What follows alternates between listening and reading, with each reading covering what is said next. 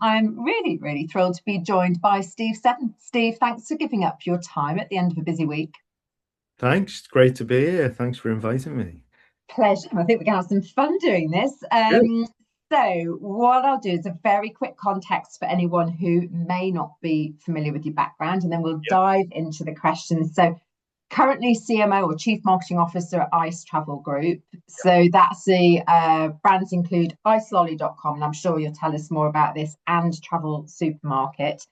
And I know, looking at your career, a good 25 Oh, or yeah, 25-ish years experience of really successfully driving kind of commercial uh, brand and digital transformation across some amazing brands. So I was looking back at the brands, you've got On the Beach, Kuoni, Virgin Trains, TUI. So a wealth of experience in the travel sector.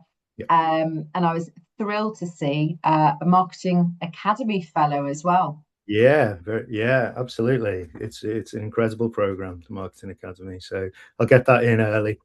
Yeah, 100%. We're big supporters of the Marketing Academy, and it is absolutely, whenever I speak with people who've been through the program, they said it's one of the best experiences. It was a game changer of an experience to go through. And they've made some amazing sort of friends for Yeah, life off the back of it.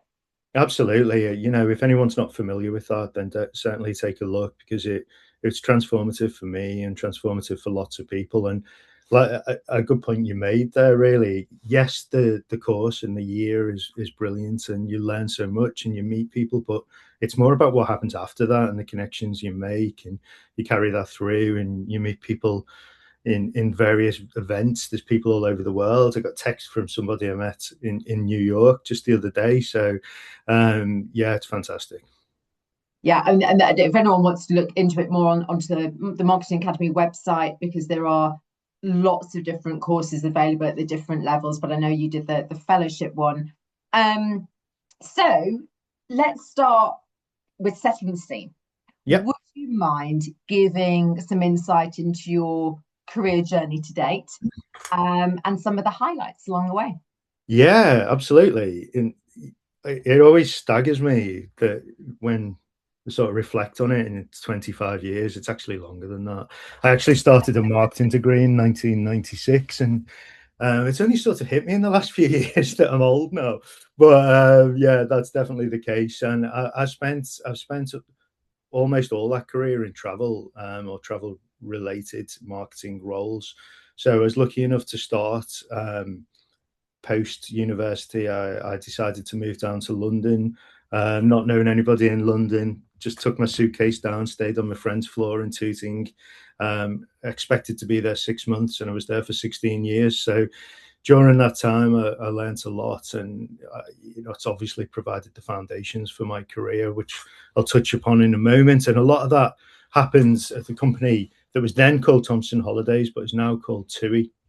So I worked at TUI for close, close to 7 years at TUI, and I worked in various roles, not just marketing, which I think has been crucial in helping me progress to where I am now, because those roles give you. I worked across product, as in not what we'd probably call product these days in terms of tech ownership. It was more about understanding geographical products and the products that TUI sell.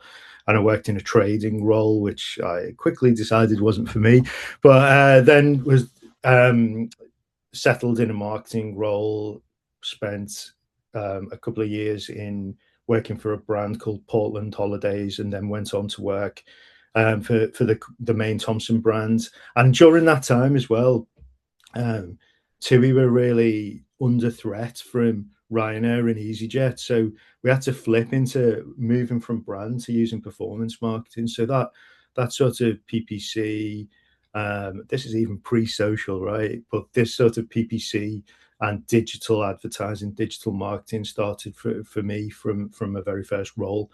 So yeah, I had 6 great years there. Then I moved across to work for Virgin Trains. Again, I was probably there for 7 years.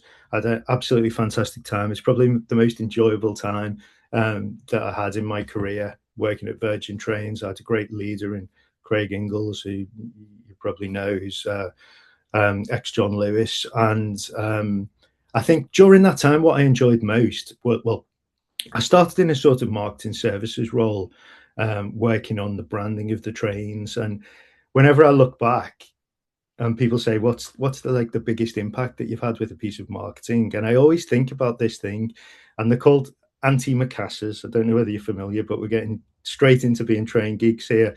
It's the bit that goes behind your head, and we had one that just used to say first class, and I had this idea that just to put the Virgin Trains logo on it, and it was so impactful for us because we had so many sort of celebrities going up and down on that route between London and Manchester and London and Liverpool and London and Glasgow. And we'd appear in all these magazines. We had like the Prime Minister, we had Pele on the trains and people like that, and big names.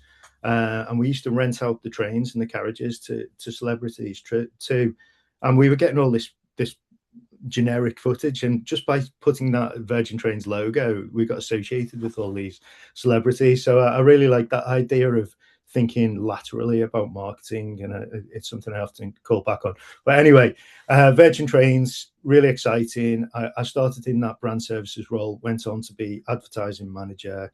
It's something you can't resist, I don't think, working on big budget TV adverts, film and TV adverts with Richard Branson actually in them. So that was fantastic for me. And then moved into a marketing manager role, and Virgin Trains then lost the franchise and subsequently won it back. But kind of Richard Branson's the only person who can do that. But nobody expected it to happen. So at that stage, I decided to move on. And I'll whiz through a couple of roles, but I was head of marketing for Monic, who were an airline. Then I became marketing director at Kuoni, working with an ex-contact that had met at TUI, Derek Jones, who was the CEO of Kuoni at the time. And Kuoni is a great brand. I was really fortunate to work there, a luxury holiday provider. I was there for nearly 2 years, would have stayed for much longer. However, I'll blame my kids for this one. I just had my second daughter. My first daughter was about to start school. I'm from Liverpool originally.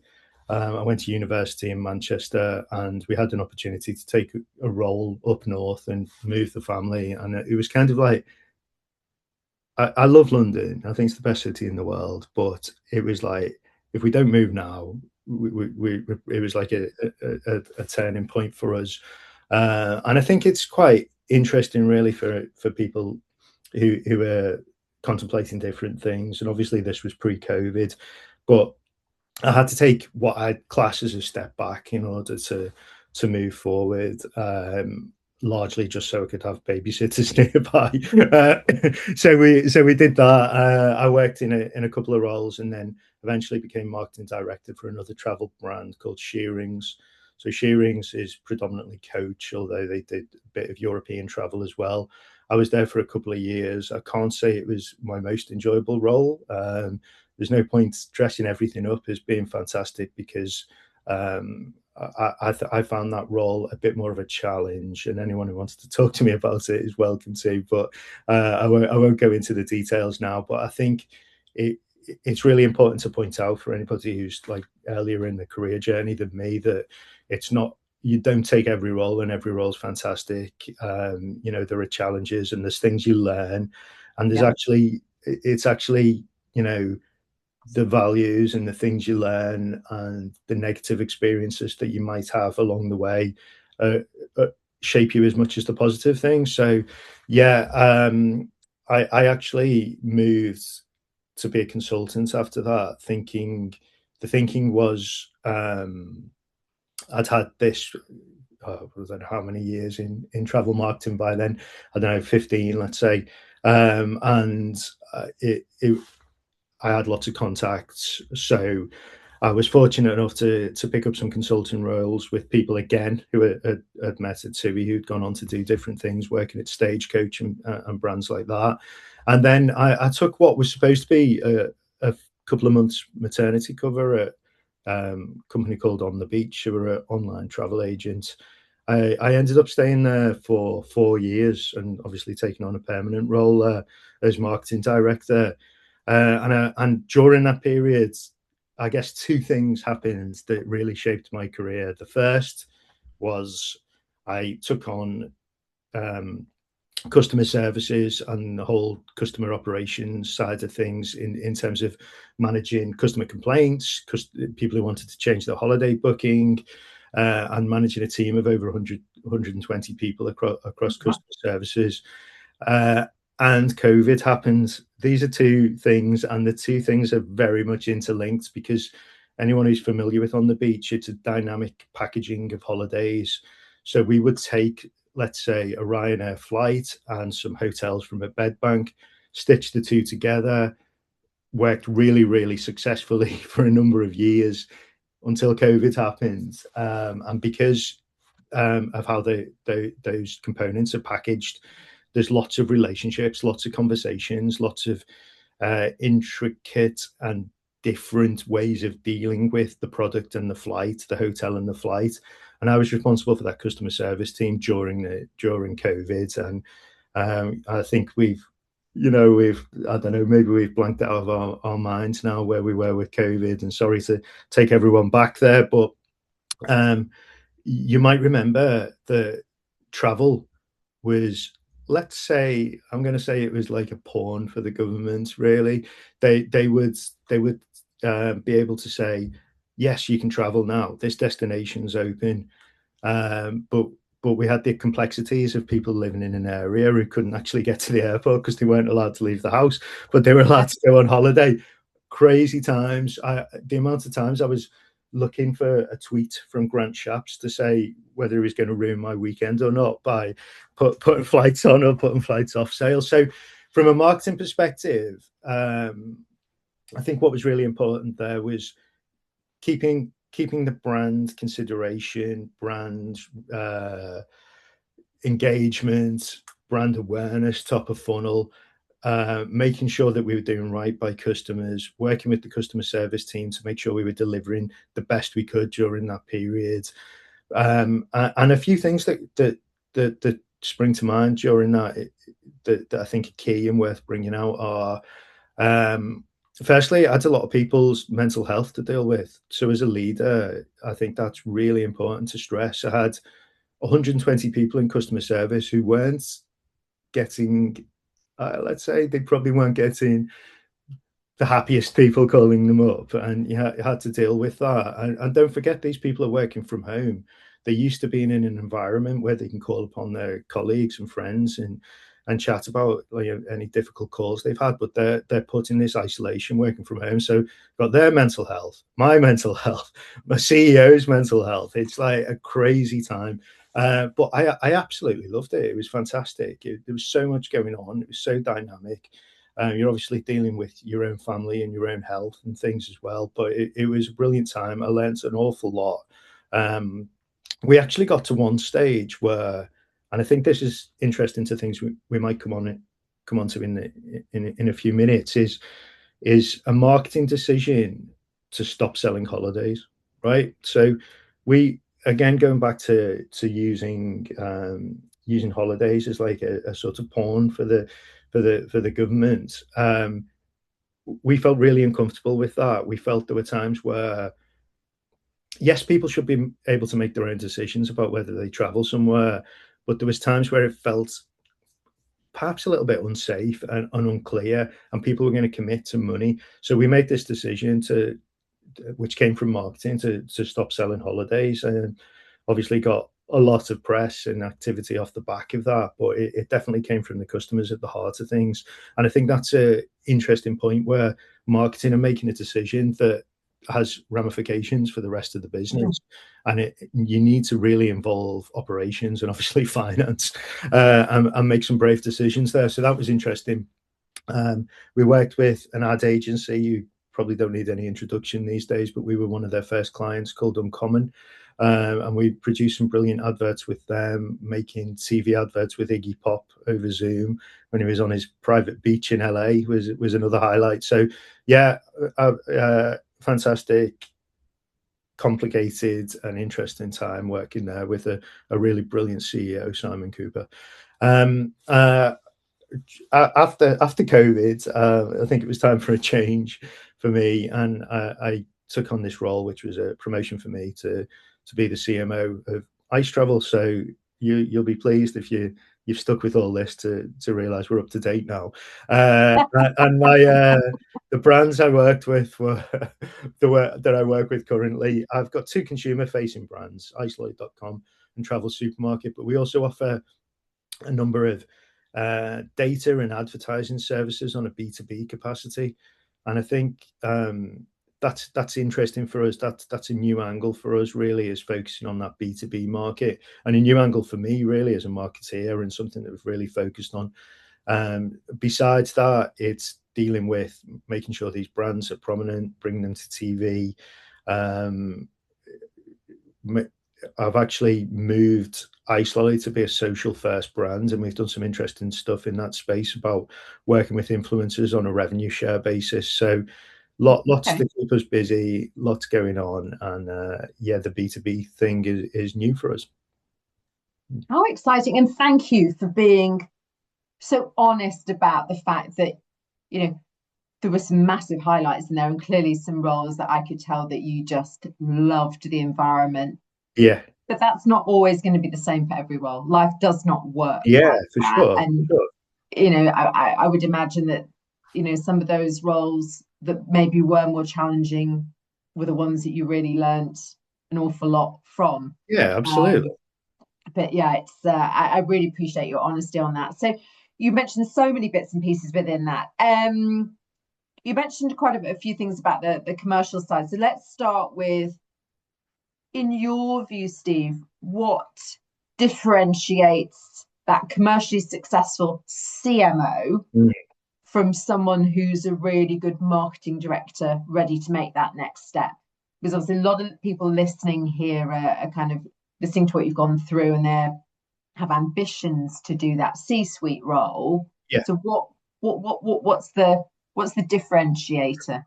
Yeah, well, I can keep this one short and sweet in a sentence, but I will expand on it a little bit. It's from execution to strategy. I would say it's a move from focusing on execution to a move on to focusing on strategy. So it's about taking those key fundamentals of sound marketing that you've used from in a tactics basis and using them strategically. And I think a key thing there for me is you've got to focus on being a business leader rather than a functional leader, and look laterally and think, how do I work with these different departments? How do I bring these together? What barriers can I move out of the way, and how can we facilitate an environment where we can progress, grow, be that sort of revenue growth or whatever other business metrics are important. And I think a really obvious example in terms of building those relationships these days is tech, right? So you've got that relationship that you have with technology from a marketing perspective, and anyone who hasn't, and this is where it's interesting, I think, because I'm answering this from like a CMO perspective, but it can apply and should apply at any level. So if you think about the relationship of marketing and tech to when I started my career to now, there was, well, first of all, they're probably called IT, and you just had an idea that they went and fixed your laptop for you. Probably wasn't even a laptop then, a desktop, right? But then, but now they're absolutely. You're frightening people now. You can't. You can't be a marketeer without a relationship with tech. I'd say the product function in some businesses sits within tech, but what we're going through now, this big sort of seismic shift into the world of AI, how you structure your website, unless you're an incredibly technical marketeer, you need to lean upon technology to be able to change how your website is functioned and the back end of it, so it can be read by chatbots and LLMs. I think having that's a really simple and relationship that anybody can have on any other level. The other one, well, it's every department, right? Operations, finance, HR, but finance is a key one for me. I think, marketeers talk in a different language sometimes than the Mhm. rest, the C-suite and the rest of the business. And I think establishing and building upon that relationship between marketing and finance is absolutely key. So for me, it's like, how do you work and think laterally? And like I said, I think, yes, that's key to success and growth, but it can, you shouldn't just think, oh well, I'll worry about that in 5 years' time or whatever. You can build upon those relationships now. And I would agree with all of that. And I was smiling as you were saying about it's that being a business leader rather than a functional lead. I've literally written a piece of content on that this week, Oh, great. but that's the difference at that level. Yeah, So it's the so we talked about the kind of the so you got this we've got the moving from execution to strategy, building that relationship with technology, and really understanding working with finance to really understand the commercial side of things. yeah. Anything else that people can do in terms of how they can demonstrate that commercial impact? So you obviously got working with finance, but are there any kind of practical tips that you would put into that mix? Yeah, I think Mark Ritson and a lot of people talk about this. So for a start, have a look at his stuff because he can articulate it better than me. Well, Oh, he's albeit, brilliant. Yeah, I would albeit, echo that. I think anyone who's not done any of the Mark Ritson yeah. If you're not courses or following him any on content, LinkedIn or yeah. looking at, I don't think he's involved in the course anymore. But I did that course, and yeah, I think it for me it sort of reminds you of the fundamentals of marketing and a systematic and functional approach to dealing with marketing. And I think it's really vital. But one of the things he talks about, and the Marketing Academy talk about it a lot as well, is like how you talk about how marketing and finance have this sort of relationship and build success together. And I think that's really key. I think you've got to shift the perception from being from marketing being something that perhaps has the biggest line on the budget, to something that is revenue generative, and provides growth to the business. And I think if and this is where, if you're in my past when I was in more advertising focused roles, you'd be talking about metrics like, I don't know, reach, frequency, impressions. No one, to quote the word that Mark Ritson would say, no one gives a shit, right? About, like, yes, the people you sit with in the marketing team might, but unless you're shifting those metrics that have meaningful growth to the business, you are always on a different track to the rest of the business. Yeah. And I'm not just talking about the finance department here, because I'm talking about a lot of CEOs come from that background, a lot of shareholders come from that background. But aside from that, it's the right thing to do, right? Because it's not about like appealing or appeasing people. It's about understanding what metrics would shift the business. And I think you need to get a clearer understanding of the connection between what, yes, awareness is good. Yes, we might have shifted perception, but and as you get to things like metrics like share of voice, it starts to get closer to show how the business is growing. And I think you get to those metrics, understand those metrics, understand what are people looking at first thing in the morning when they look. I've always worked in an environment which is trading led, and by that I mean it's like every business I've worked through for is heavily reliant on the transactional success year on year. Everybody is always, rightly so, addicted to like beating last year, beating the budgets. What do they look at first thing in the morning to see whether the previous day has been a success? It's not really first thing in the morning. It's like constant these days, right? You can get that information everywhere. So understand what they are. What are those metrics, and how do you make sure that what you are doing is growing those metrics? I think if you're not doing that, then you're on the periphery. Yeah, so it's really about aligning it with the important growth metrics. What is it that the business cares about? What is it Absolutely. that it's measuring?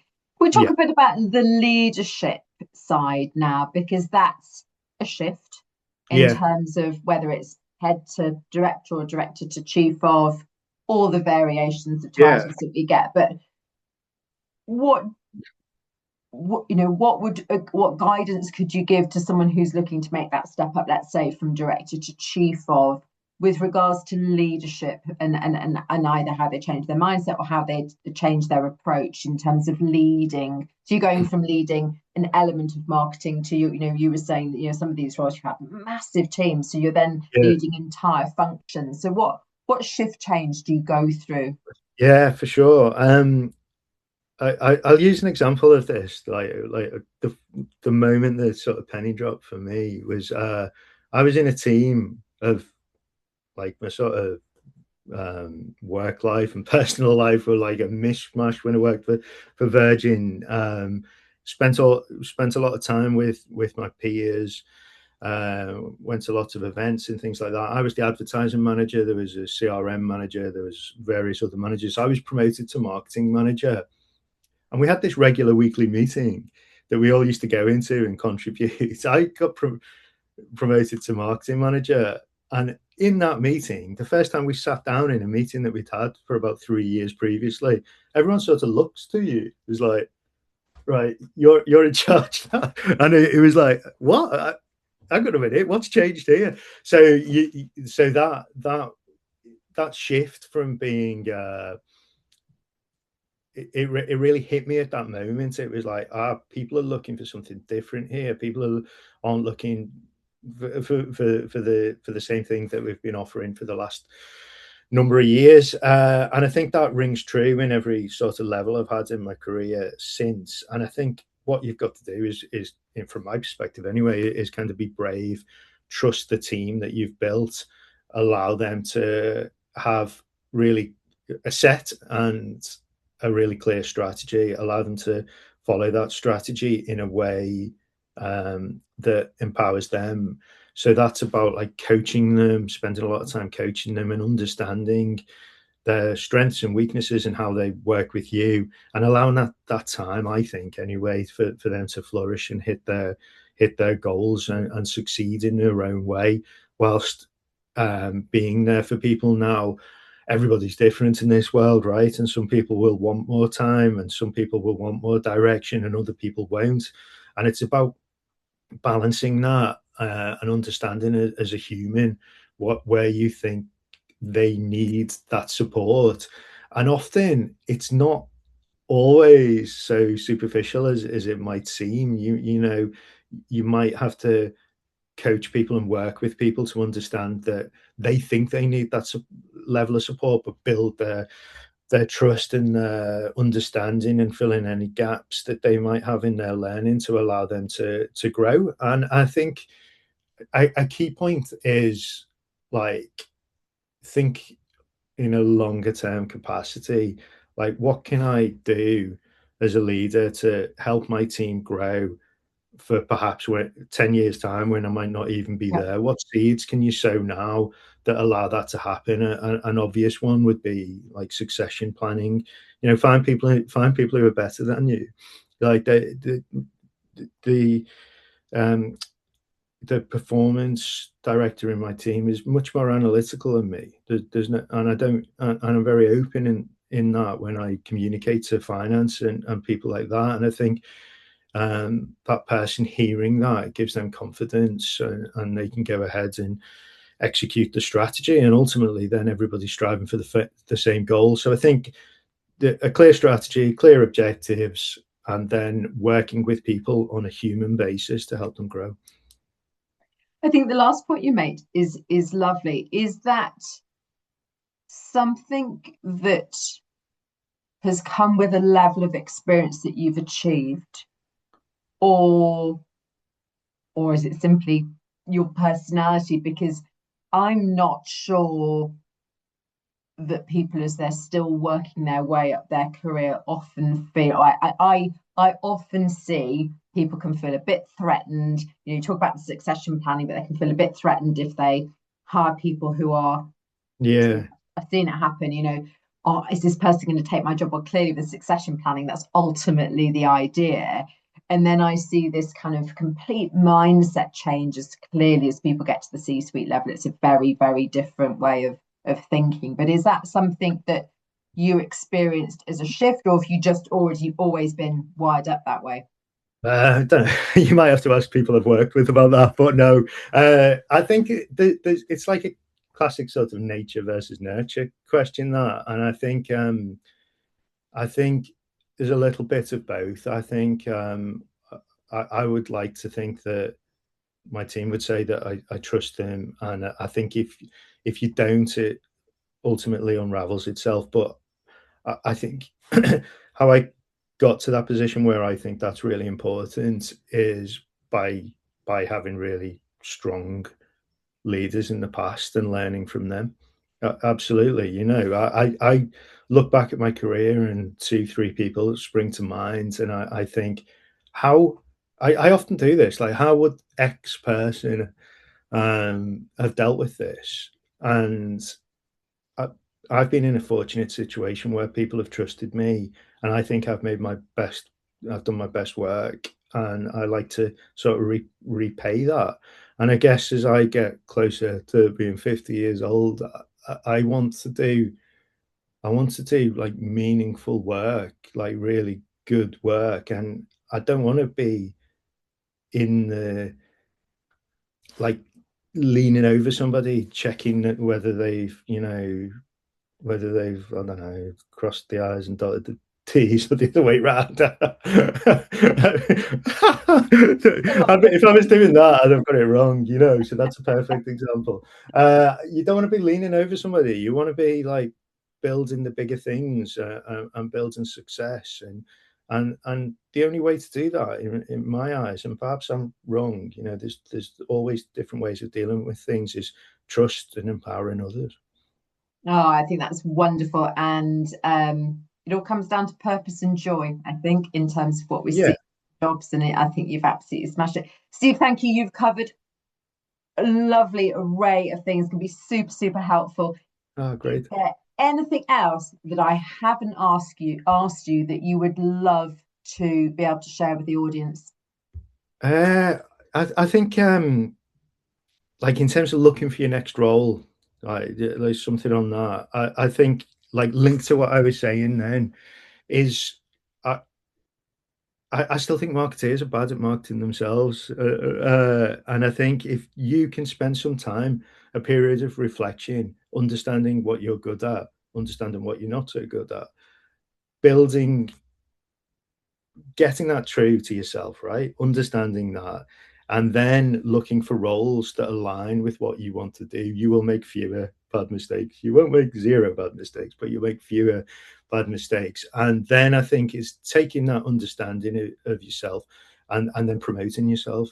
It can feel a little bit cringe, right? But you've got to go out there, you've got to do it, you've got to meet people, you've got to, you can put all the videos and posts and AI posts on LinkedIn related to that, to what your core belief is, what your North Star is. I think doing that is really fundamental. And I think it sets you up for a business and opportunities that are more personal to you. And that's what I think ultimately brings happiness and satisfaction. And the good news is that marketers absolutely have the skill set to enable Yes, they themselves to do a do. So really good let's job do of it. it. Let's do it. Uh, Yeah. Steve, you're an absolute star. I've loved our session together. Thank you Thank very, you. very much for your time and for your honesty. It's really, really, your transparency is much appreciated. Oh, lovely. Thanks. It was brilliant. I really enjoyed it. So thanks for having me here.